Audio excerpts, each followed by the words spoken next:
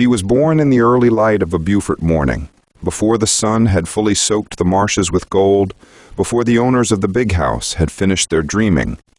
Robert Smalls came into the world on April 5, 1839, in a slave cabin behind 511 Prince Street, a narrow wooden structure pressed against the dirt as if trying not to disturb the wealthier lives standing only a few yards away. His mother, Lydia, held him close to her chest, feeling the frail ribs rise and fall, wondering what kind of world her child had been delivered into, one where freedom was talked about in whispers, one where hope was a dangerous thought, one where names carried less weight than the chains that circled a wrist. He grew up hearing not only the sounds of the plantation, but the difference between them. From the big house, clinking glasses, piano notes, the occasional roaming laughter. From the quarters, murmured prayers, sweetgrass being woven, the tired sighs of people returning from fields, the quiet talk of survival. Robert learned early how to listen, and listening became his first education. He saw how his mother moved differently when the owners were nearby, how her shoulders stiffened, how the spark in her eyes dimmed for a moment before returning. He saw how the other children played in the dust, as if trying to forget that someone else owned even their ability to run.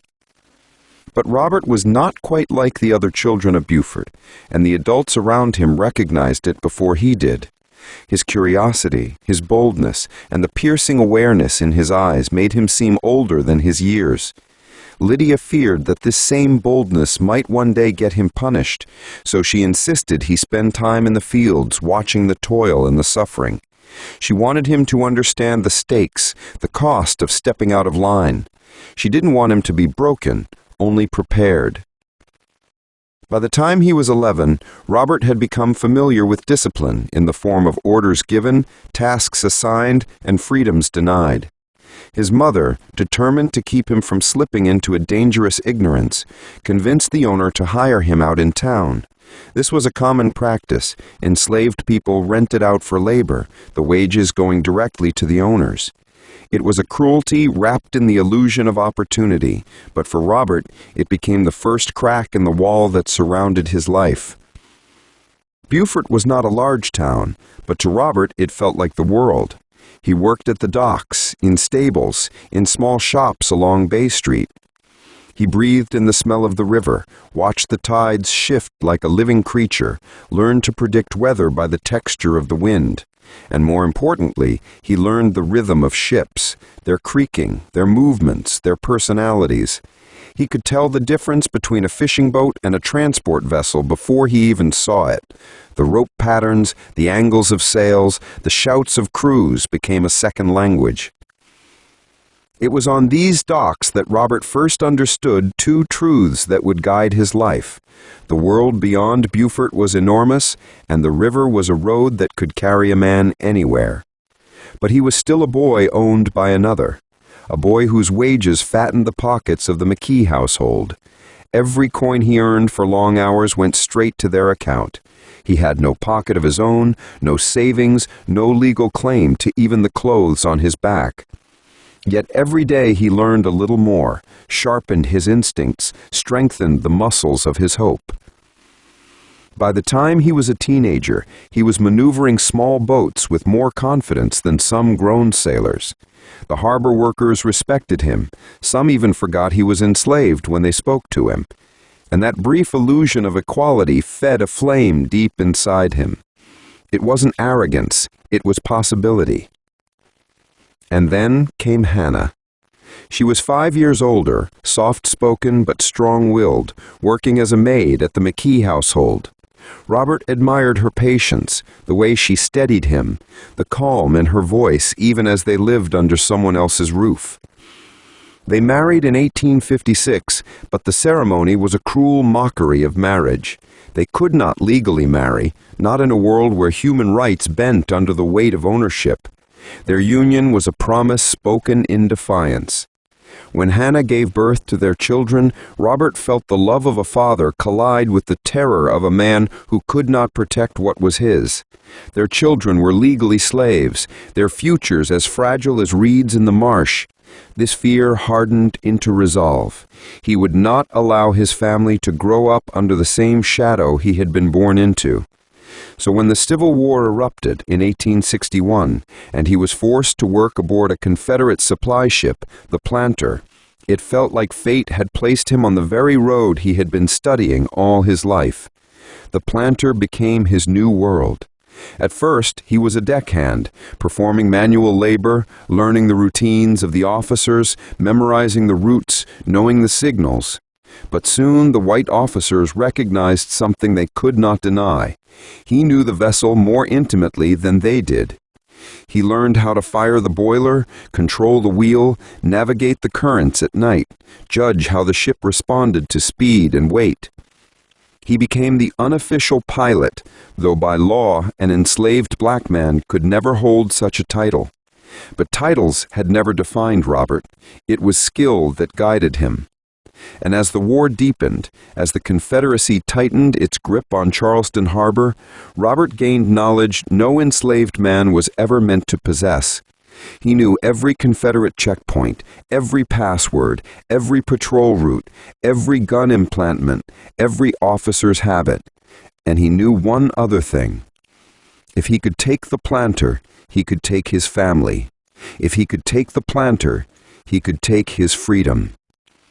He watched, listened, prepared silently. Each night the officers returned to shore, leaving the black crew alone on the ship. They assumed obedience. They assumed fear. They assumed wrong. Robert's plan grew in the quiet hours of darkness, shaped by desperation and sharpened by calculation. He knew the risks. Capture would mean death, not just for him, but for everyone involved. Yet he could not ignore the burning belief that this was the path fate had carved for him ever since he first stepped onto Beaufort's docks. He rehearsed the escape in his mind 1,000 times. He studied the tides, the moon, the patrol timings. He learned the exact horn signals used by Confederate officers to pass the harbor's heavily guarded forts. He practiced the captain's posture, the tilt of his hat, the confident walk. He waited for the night when everything would align. And in the early hours of May 13th, 1862, when the officers left the Planter to sleep ashore as usual, Robert stood on the deck with his hands steady and his vision clear. The harbor lay before him, dark and dangerous, yet promising. He looked at his crew, men who trusted him with their lives, and then towards Charleston, where Hannah and the children were waiting, hidden in the shadows. And so, he stepped to the wheel. The boiler hissed. The ropes were lifted. The Planter trembled under his command. The journey towards freedom had begun. The Planter eased away from the dock with the soft groan of wood shifting under weight, a sound Robert had heard thousands of times, but never like this. Tonight it felt alive, as if the ship itself understood the enormity of the moment. The harbor was quiet except for the lapping of water against the hull and the distant rumble of artillery far beyond the coastline. Smoke drifted from the city, as it often did during wartime, settling over the harbor like a veil to hide all sins and all daring escapes. Robert stood straight at the wheel, wearing the captain's coat and hat he had studied so carefully. In the dim light, from a distance, with the brim pulled low, he looked close enough to pass. The Confederate guards on shore were half asleep, half drunk, and fully certain that no enslaved man would ever attempt what Robert was doing. Their confidence was the cloak he wrapped around himself. The other crew members worked quickly but quietly, keeping their eyes on Robert, because wherever he looked, they saw their future. They trusted him as if he had been appointed by something greater than the desperate circumstances that bound them together. The first challenge lay only a few hundred yards away, Fort Johnson, its cannons positioned like silent predators watching every vessel that moved. At night, movement through the harbor was forbidden unless approved by the Confederate command. The password was a horn signal, 2 long ones and a short one. Robert had memorized it weeks earlier when the white officers used it so casually, never imagining one of their enslaved crew would be listening with intent. As the planter approached the looming silhouette of Fort Johnson, Robert felt the weight of every life on board pressing against his spine. If the signal was wrong, if the guards suspected anything, the fort's cannons would turn the ship into splinters within seconds.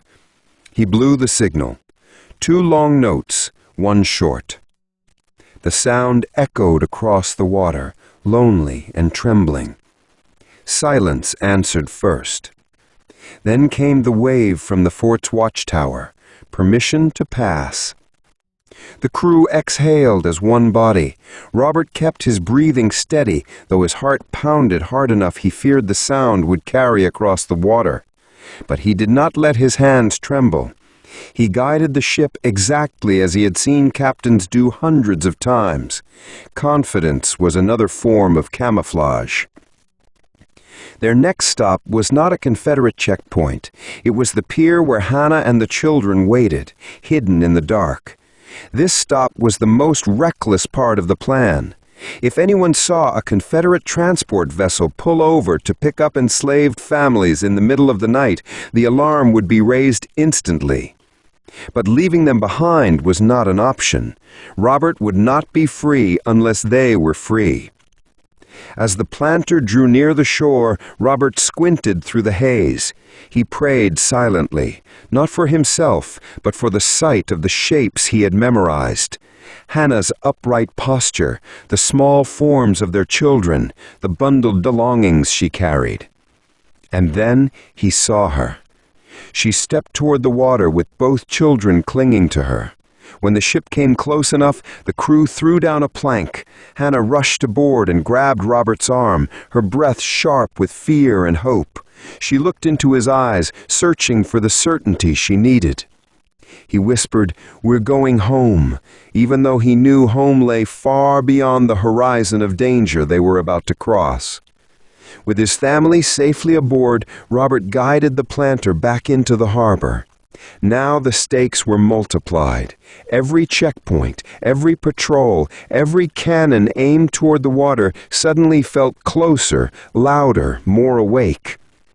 Ahead lay the greatest obstacle, Fort Sumter, the symbol of Confederate defiance, the most heavily armed fortification in the harbor, a place where vigilance never slept. If Fort Johnson had been silent predators, Fort Sumter was a beast whose eyes glowed in the dark. Its gunners were known to fire at shadows, at ripples, at anything that made them uneasy. And a transport vessel moving before dawn was reason enough for annihilation. But Robert had learned the exact movements required, the angle, the speed, the horn signal, the posture. He had watched the Confederate officers perform it so many times he could almost hear their voices echoing in his mind. As the planter approached the massive stone fortress, Robert stood tall at the wheel, adjusting the hat exactly as the captain did. He pulled the brim down slightly, concealed by the shadows of the early morning. He sounded the signal. This time the pause was longer, heavier. The fort seemed to hesitate. Robert felt the breath of every man and woman on board freeze behind him. Then, from the parapet, a lantern swung. Authorization granted. Only then did he let his lungs fill again. He kept his eyes forward, refusing to look back at the men on the cannons in case they sensed something in his expression. His hands remained steady on the wheel, guiding the ship exactly as he had seen captains do hundreds of times. Confidence was another form of camouflage. Once they were beyond the Confederate range, Robert moved the ship further out to sea, steering toward the faint outline of the Union blockade in the distance. The sky had begun to pale with the first hints of dawn, casting the water in shades of gray and silver. But reaching the Union fleet presented a new danger. Union ships had standing orders to fire on any Confederate vessel attempting to approach, especially one flying rebel colors. If the crew misjudged the distance, if they failed to raise the white flag in time, if confusion broke out on either side, the planter would be sunk by the very people Robert hoped would welcome them. He ordered the crew to raise every white cloth they could find, shirts, bed sheets, anything.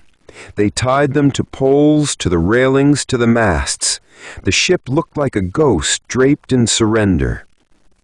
As the planter ventured close to the first Union ship, the USS Onward, shouts rang out across the water. Union sailors pointed their guns, ready to fire. Officers yelled orders. A cannon swiveled toward them.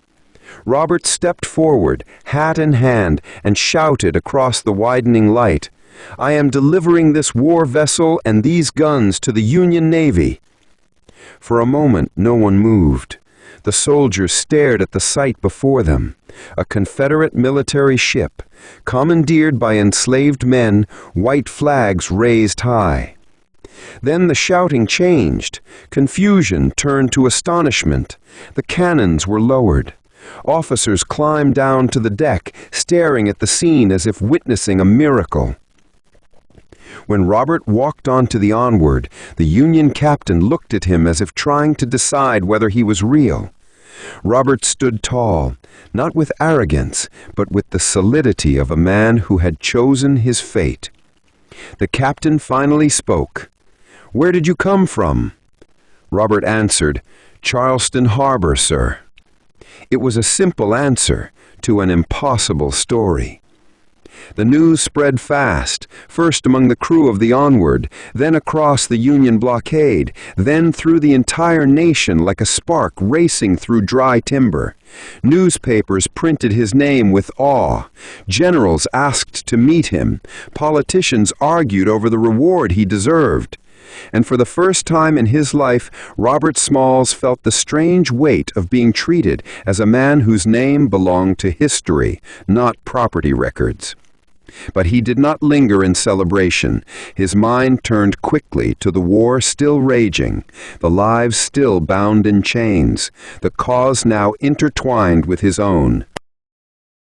The Union officers who questioned Robert that first morning expected confusion, fear, half-formed explanations. Instead, they found a man who spoke with the clarity of someone who had lived with a plan sharpened over years. He told them the locations of Confederate supply depots, the number of guns mounted at every fort, the patterns of patrol boats, the weaknesses in Charleston Harbor's defenses. His memory was precise, methodical, astonishing even to seasoned naval officers. They listened with the growing awareness that this wasn't merely a daring escape. This was military intelligence of the highest value. Within hours, Robert was taken to Admiral Samuel DuPont, the commander of the South Atlantic Blockading Squadron. DuPont studied Robert with a mixture of disbelief and admiration. In his long career, he had met bold men, brilliant men, courageous men, but never had he met an enslaved man who had pulled off a feat that would have been remarkable even for a trained naval officer. DuPont reportedly said, "This man is superior to any who stand before me," and Robert stayed outwardly calm, though inside he felt a strange mixture of validation and sorrow. Validation because his worth was finally acknowledged. Sorrow because it required a war and an impossible escape for anyone to see it. The press labeled Robert a hero, a marvel, a symbol of what enslaved people were capable of if given opportunity. But for Robert, hero was not a comfortable word. He had not acted for glory. He had acted because his children were born into chains, because he refused to become a man who accepted despair as destiny, because the skills he had been forced to acquire had become the keys to his liberation. The Union rewarded him financially for delivering the planter. $1,500, less than the value of the ship, but far more than he had ever touched in his life. Instead of taking the money and retreating into safety, he used the sum to begin working toward one goal that had not left his mind since the moment he stepped off the planter. He would use his new status to free as many enslaved people as possible. He immediately requested permission to serve in the U.S. Navy, then in the U.S. Army. It took time, bureaucracy, and prejudice to overcome, but eventually he was authorized to assist the Union war effort. His knowledge of Charleston Harbor was too valuable to ignore. He became a pilot for Union ships, navigating waters he had once sailed under bondage. It was a strange feeling, standing at the wheel of vessels now hunting the very forces that had once claimed ownership over him. He navigated troop transports, supply ships, and reconnaissance missions. He guided soldiers into battle with the same precision he had once guided the planter through Confederate checkpoints. It wasn't long before Robert found himself back aboard the ship that had carried him to freedom. The Union Navy had refitted the planter for service against the Confederacy, and they asked Robert to pilot her. He accepted without hesitation. The first moment he stepped onto her deck, he placed his hand on the rail and whispered something the others couldn't hear, a private promise to the ship that had risked everything with him. During a skirmish off the South Carolina coast, under heavy Confederate fire, the planter's white captain fled the deck in terror. Robert, now the ranking and steadying presence on board, took command. He stood tall amid the explosives bursting around them, guided the ship to safety, and brought every man aboard back alive.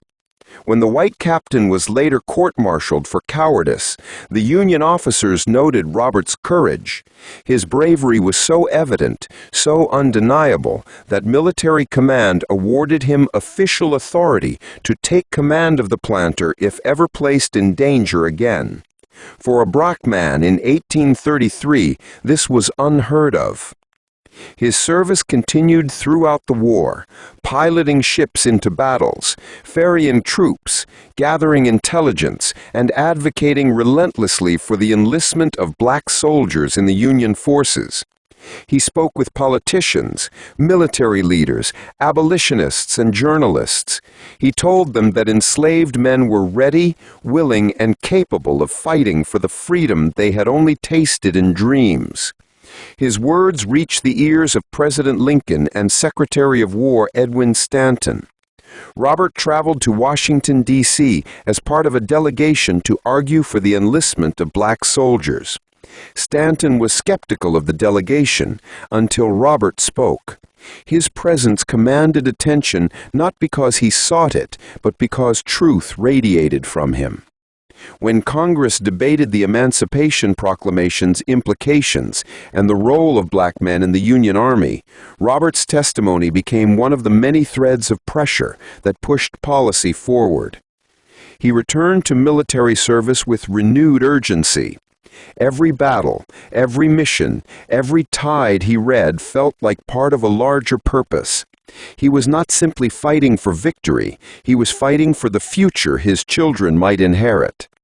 He feared the war might end before slavery did, feared that politics might replace justice, feared that progress would stall in the faces of men who believed equality was a danger, but he did not let fear stop him. He kept piloting ships. He kept guiding troops. He kept freeing enslaved families whenever the Union captured new territory. And when the war finally turned in favor of the Union, when Charleston fell and the Confederate flags were lowered, Robert returned to the place where his story began, Beaufort. The town had changed. The war had torn apart the economy that once held enslaved people in place. Many plantation owners had fled when the Union took control.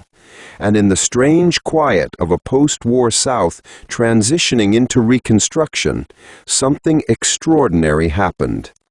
Robert bought the house where he had been enslaved. He bought it legally at a tax sale with his earned wartime wages. When he walked through its front door as the owner, some of the neighbors shook their heads, some whispered disbelief, but many freed people gathered outside to witness a moment that seemed impossible. The walls that had witnessed his childhood, the floors he had scrubbed, the rooms he was forbidden to enter, all were now his. He did not buy it out of spite.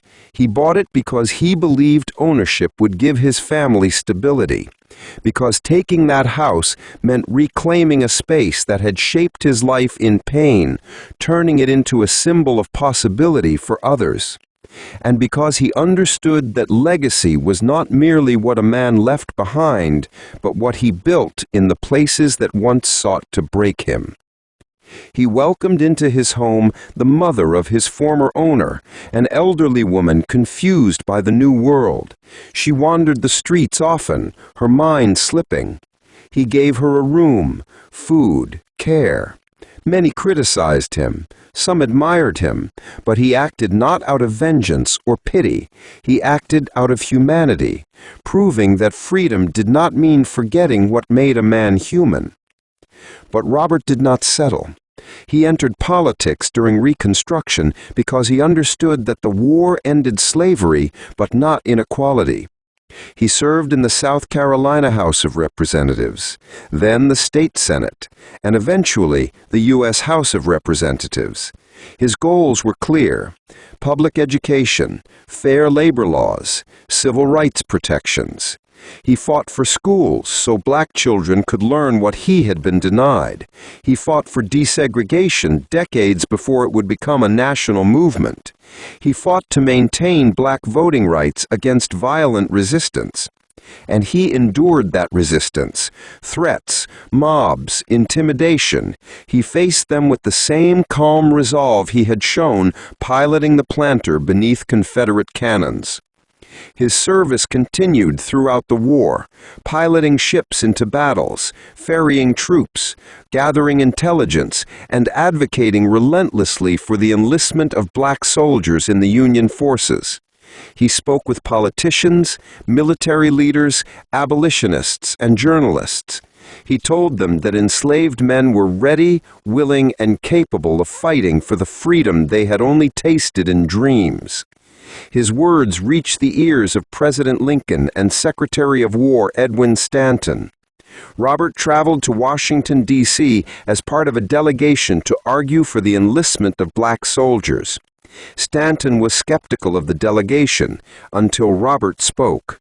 His presence commanded attention not because he sought it, but because truth radiated from him. When Congress debated the Emancipation Proclamation's implications and the role of black men in the Union Army, Robert's testimony became one of the many threads of pressure that pushed policy forward. He returned to military service with renewed urgency. Every battle, every mission, every tide he read felt like part of a larger purpose. He was not simply fighting for victory, he was fighting for the future his children might inherit. He feared the war might end before slavery did, feared that politics might replace justice, feared that progress would He feared that progress would stall in the faces of men who believed equality was a danger. But he did not let fear stop him. He kept piloting ships, he kept guiding troops, he kept freeing enslaved families whenever the Union captured new territory. And when the war finally turned in favor of the Union, when Charleston fell and the Confederate flags were lowered, Robert returned to the place where his story began, Beaufort. The town had changed. The war had torn apart the economy that once held enslaved people in place. Many plantation owners had fled when the Union took control. And in the strange quiet of a post-war South transitioning into Reconstruction, something extraordinary happened. Robert bought the house where he had been enslaved. He purchased it legally at a tax sale with his earned wartime wages. When he walked through its front door as the owner, some of the neighbors shook their heads, some whispered disbelief, but many freed people gathered outside to witness a moment that seemed impossible. The walls that had witnessed his childhood, the floors he had scrubbed, the rooms he had been forbidden to enter, all were now his. He did not buy it out of spite. He bought it because he believed ownership would give his family stability, because taking that house meant reclaiming a space that had shaped his life in pain, turning it into a symbol of possibility for others. And because he understood that legacy was not merely what a man left behind, but what he built in the places that once sought to break him. He welcomed into his home the mother of his former owner, an elderly woman confused by the new world. She wandered the streets often, her mind slipping.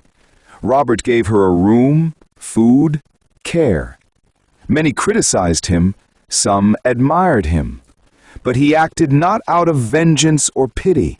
He acted out of humanity, proving that freedom did not mean forgetting what made a man human. But Robert did not settle. He entered politics during Reconstruction because he understood that the war had ended slavery but not inequality.